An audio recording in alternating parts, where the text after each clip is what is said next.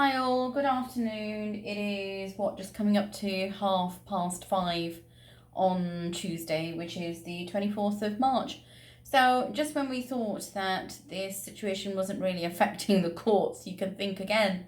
So a hearing on Wednesday for an asylum appeal, and what have we gone through? So from seeing the president's note to say that hearings would not be proceeding and would be postponed until further notice, to then moving to, and that was on the Saturday, to then moving to making a call to the tribunal on the Monday to ask for confirmation that the hearing was not going ahead on the Wednesday, and the staff at the tribunal being adamant that as far as they are concerned, the hearing is effectively going ahead tomorrow, Wednesday, to then advise the client that they must attend on the Wednesday, to have a client then saying this is absolutely absurd.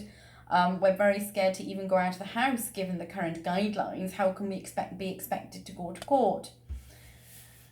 To then have an email from the clerk of the barrister to say that they had a call from the clerk at the court to advise that the matter was not going to go ahead with a full hearing, but instead would become what we call a case management review hearing. A very short hearing to look at managing the next substantive hearing, and that goes into the barrister's diary.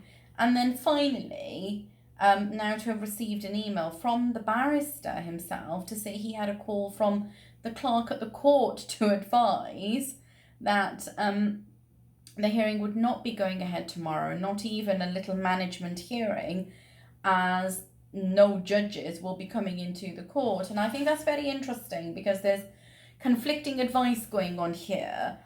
People being told not to come to work, people being told, well, you must come to work, people being told, well, you'll work remotely, people being told, well, you'll conduct this kind of a hearing, if not that kind of a hearing.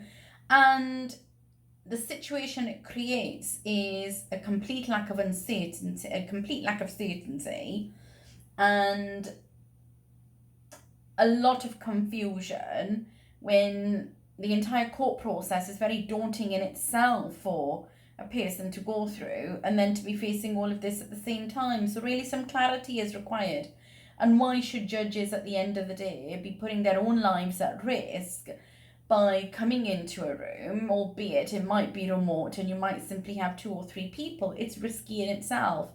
So make sure you're constantly contacting the court, contacting the Home Office, and making sure you have updates, not only over the telephone, but insist that they send them to you by email, which will be the quickest method of ensuring that instantly you have something to hand that you can later rely on. Stay safe all and look after yourselves. Thank you.